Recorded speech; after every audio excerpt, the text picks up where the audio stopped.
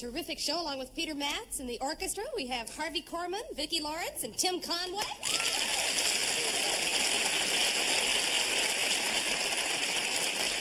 And our adorable special guest, Mr. Jack Klugman.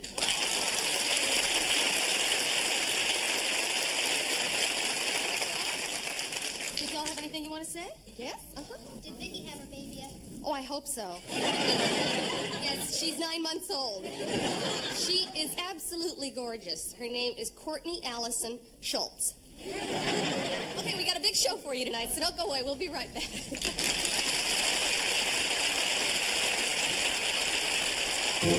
From Television City, Hollywood, it's the Carol Burnett Show.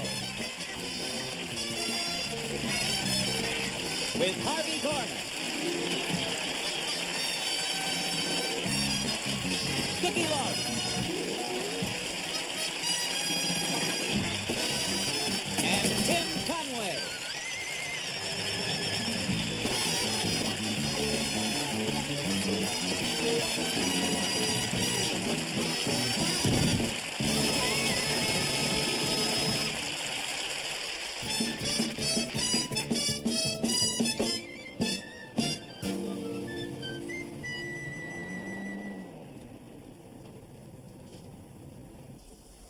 Thank you, Edgar. You're welcome, Florence. My goodness, but that traffic was awful today, wasn't it? Yes, I don't know how those bus drivers can put up with that bumper-to-bumper traffic. Neither do all I. day I long. would go absolutely mad if I had to drive a bus in that traffic. Here you go, Edgar. Thank you.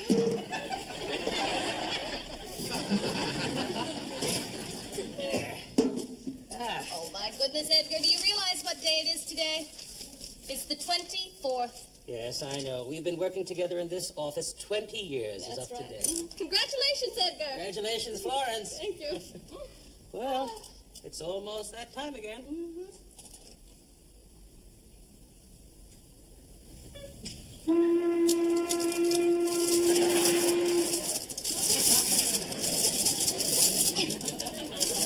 Inbox. Thank you. Outbox. Thank you.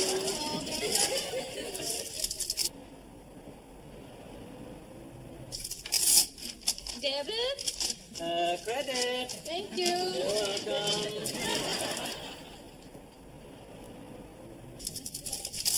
Open account. Close account. Thank you. Phone. Got it. Hello, accounting. Yes, one moment, please. Phone. Thank you. Hello. Fine, I'll take care of that right away. Goodbye. Phone.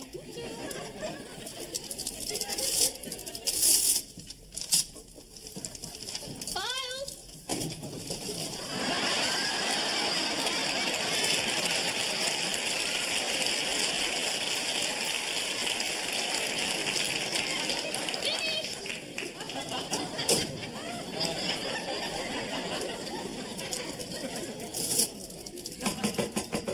Come in.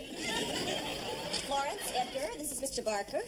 He's just joined the firm today. He'll be working with you here in accounting. All right, Mr. Barker, if there's anything I can get you, you let me know. Right.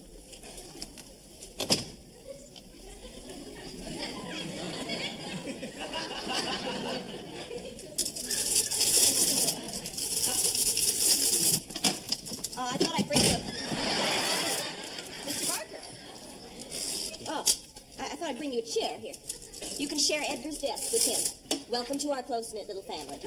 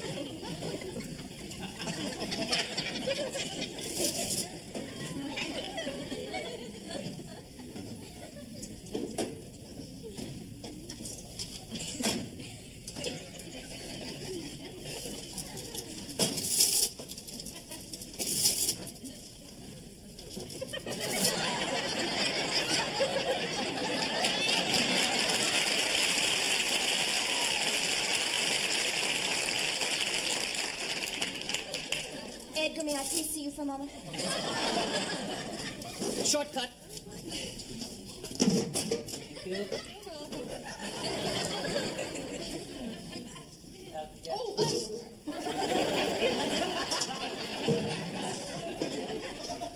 Sorry, Mrs. Burke.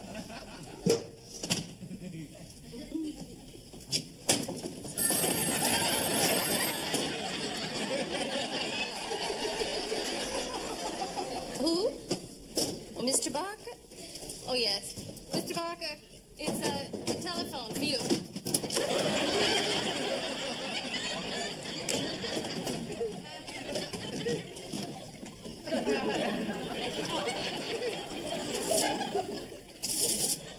Hello?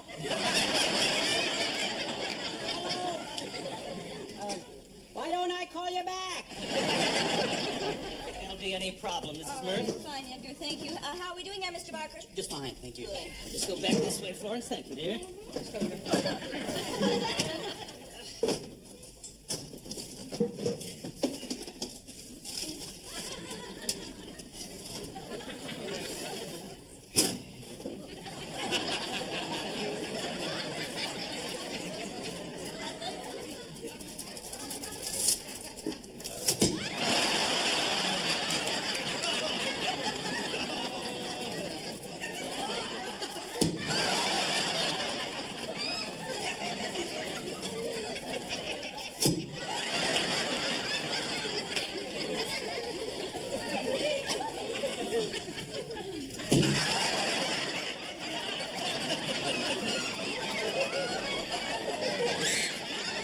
Happy 20 years together. Oh, Mrs. Murphy, what a surprise. Come over here. Let's have a celebration.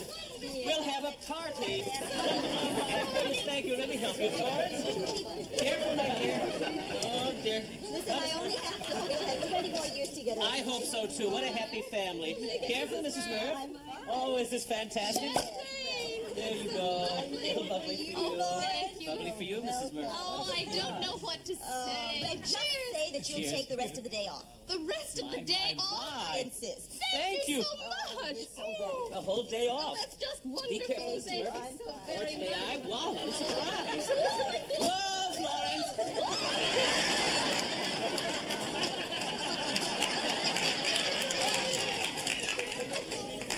Can I have a cocktail, Florence? Why don't we just go downstairs to the bar in the restaurant?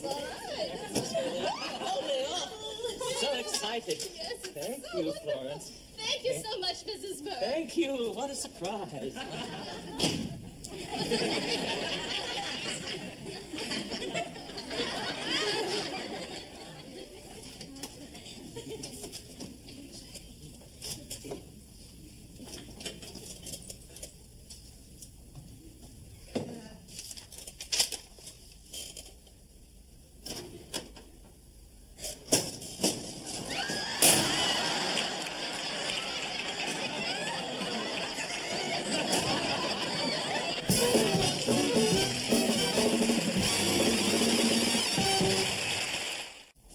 If all the casualties of all the battles in the history of the world were added up, they wouldn't come close to the casualty list of the Battle of the Sexes. And it all boils down to one simple fact. Both sexes talk, but neither sex listens. Case in point, demonstrated by Carol and her very special guest, Mr. Jack Klugman.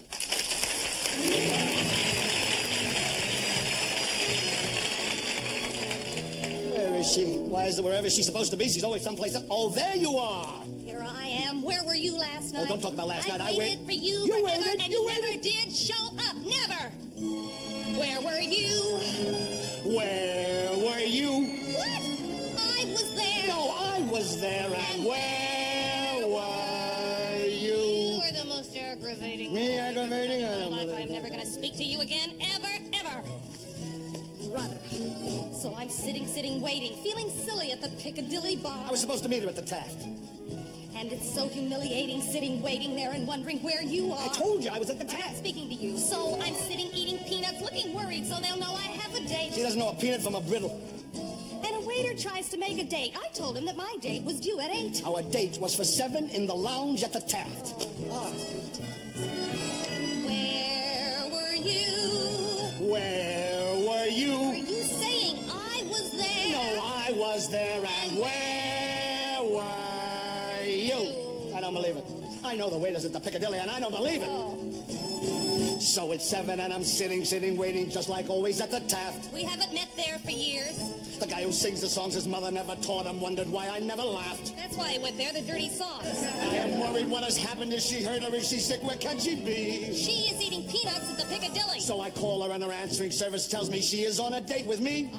What, I have him here. Oh, Yes, green I now. do. Look at this. My answering service only picks up from 9 until 6. They do not work after 6. You are making all of this up. I thought you weren't speaking to me. I'm not. Yeah. He's making all of this up. Listen, she doesn't know her north from her south or her east from her west. Why should she know her Taft from her Piccadilly? Though it's true that now and then I've tried to go the wrong way on a one-way street. You should see the fenders on her car. I would never make a dumb mistake about the place that we're supposed to meet. This is not the first time it's happened, you know. Okay, once, but only once. I waited hours at the tavern on the green. With several whiskey sours, while I was getting tipsy on potato chips at Stouffer's mezzanine. So funny about that one. Picture. Oh, yeah, 90 old ladies taking out drinking tea. Oh, now wait. You know what happened that day? I mean, I was supposed to meet Sally Gallagher for lunch at Stouffer's and you for dinner at Tavern on the Green. Well, when I talked to you on the telephone, I told you Stouffer's and I told her Tavern. Well, it was a human error. Human error? Yes. So she's done it once again, and once again she blew an evening on the town. It was not my fault this time. So my memory's not so hot. I can prove it, because I've got it written down. Wait a minute here. Now tell me what is written there, and tell me where was I supposed to be last night? It's not true. I can't believe it. What a mess. Oh, sweetheart. Yes, I guess you're right. You guess I'm right, huh? Who's Jean? Jean, what? Jean what? Right here it says Jean at 2:30. That's not Jean. Who is she? Jean. It's a Frenchman. Jean. Yeah, like in Jean Gabin. He's a Frenchman. He's a jeweler, and he was going to show me some wedding rings. Bubala.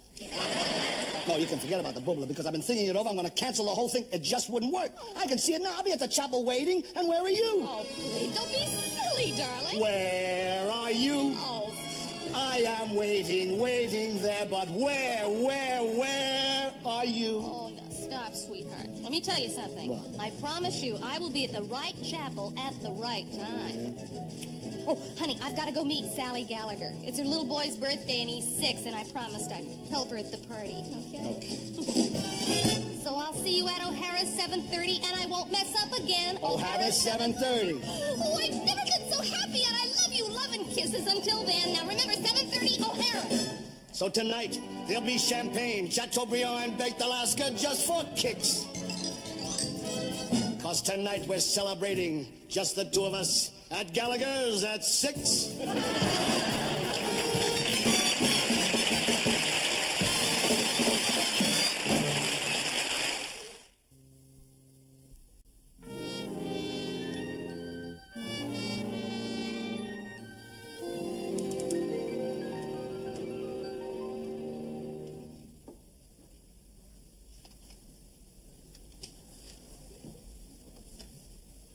Am I interrupting?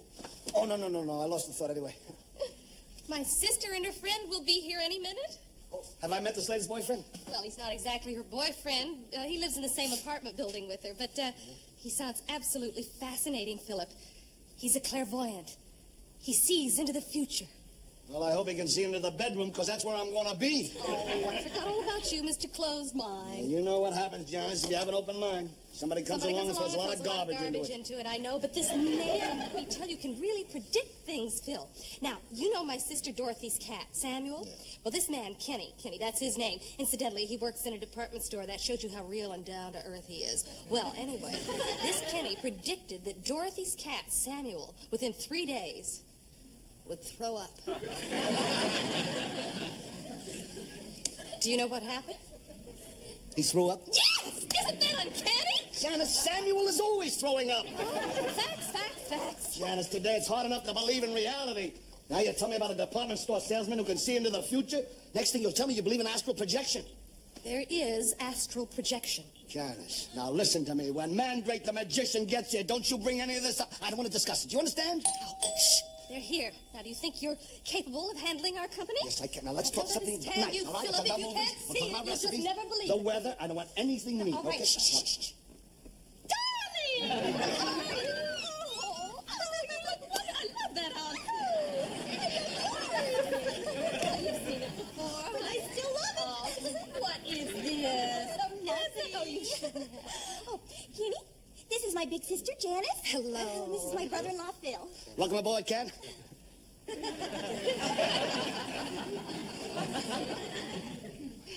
Why don't we all just relax and soak up each other's vibes, huh? Why don't you fix us a little libation, darling? Name your poison. Oh, decisions. I think I'll have a scotch and water. You got it. Same for me, Phil. Well, come along. Let's sit down and relax.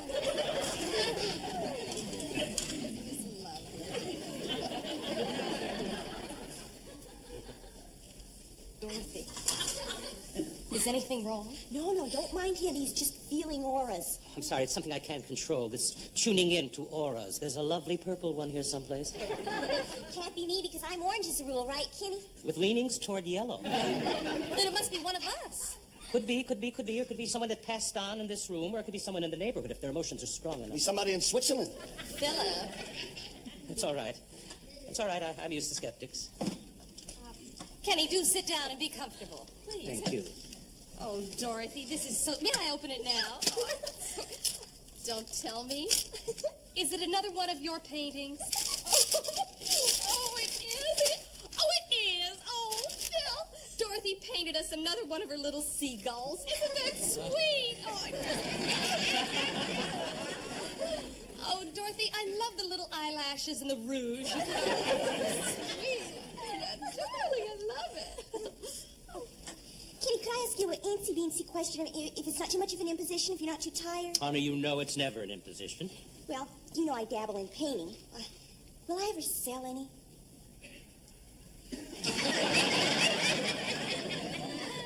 Oh, my, Dorothy. You're going to have an exhibition? Yes? And you're making lots of money. You're surrounded by money. And there'll be books published about your paintings. You can't mean I'm going to be a famous painter. Dorothy, you know I'm never wrong. Tell Janice her future. Oh, no, only if it's good. Well, I call them as I see them, Janice, but you have to put it in the form of a question. Come on, ask me a question, Janice.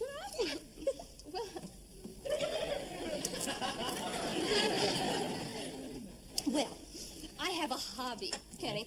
Actually, I write children's stories, and right now I'm working on one. It's a children's adventure about animated vegetables in a garden. I already got that. You're absolutely marvelous. Well, anyway, Phil here, of course, he thinks it's a long shot. And, of course, I agree with him because, after all, he is the writer in the family. But I was just wondering if perhaps one of my little children's stories might even be the teensiest bit successful.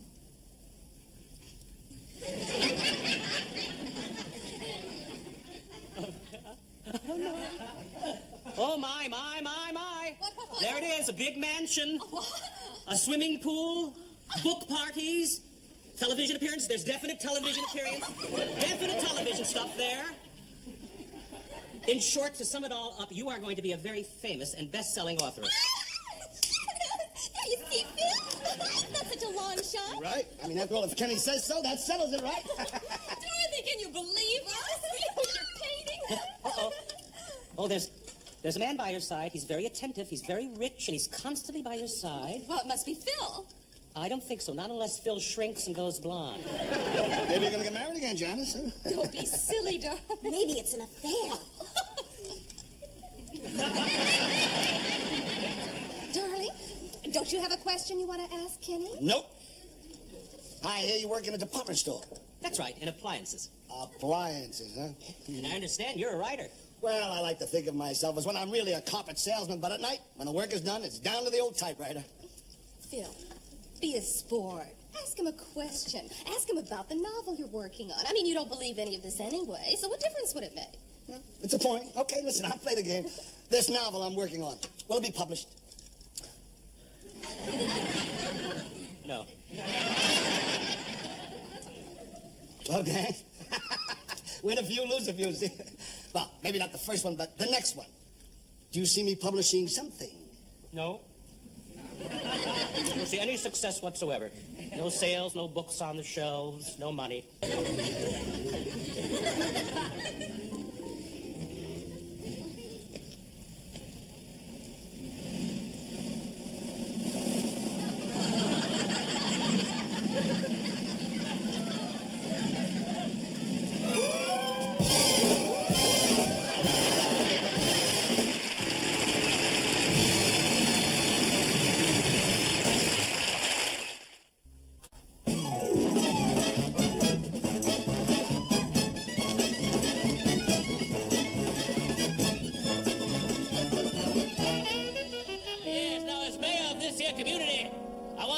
proud to welcome a great and dedicated servant of this community, your own Congressman, Mr. Jethro Parker.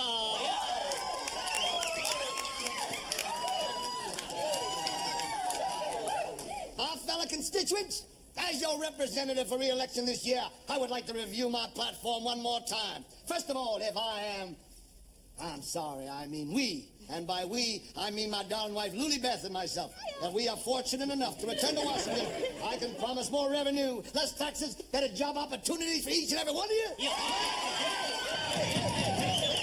And you can trust my Jethro here because whatever he says, he means it because he is a fair man. Yeah, thank you, Lulu Beth. Now, I would like to Why, he gives our butlers and our maid every Thursday and every other Tuesday off. Well, thank you, darling. As I was saying, And then last Easter, for 2 weeks, he gave our chauffeur 2 whole weeks off. Darling, I don't think they're interested in our private life. And he is very active in civic affairs. Huh? Yes, you are, darling. I sure am.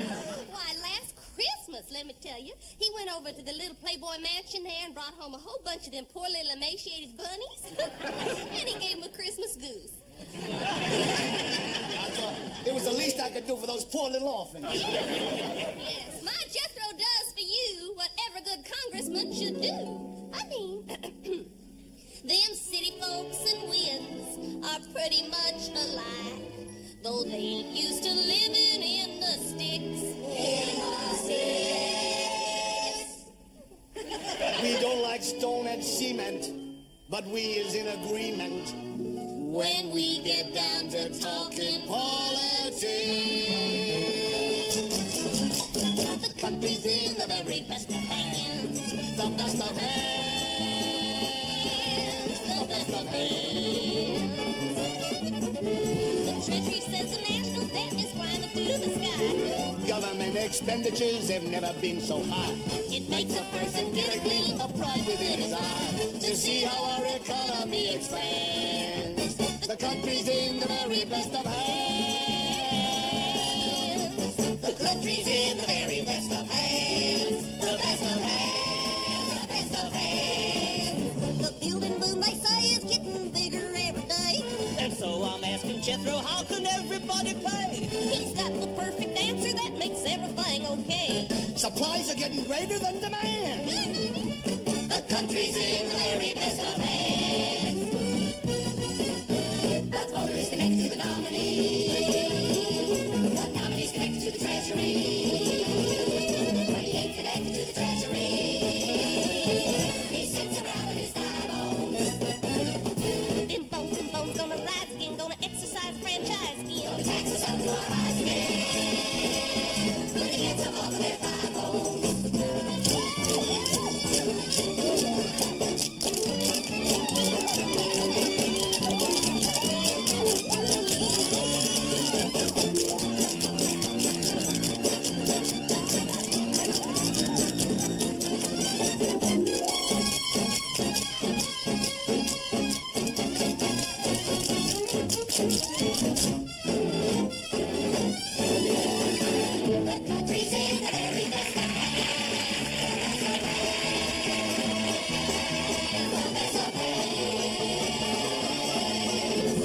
GOPs and Democrats, each hates the other one. They're always criticizing how the country should be run. But neither tells the public what the other has done and done. As long as no one knows where no one stands, the country's in the very best of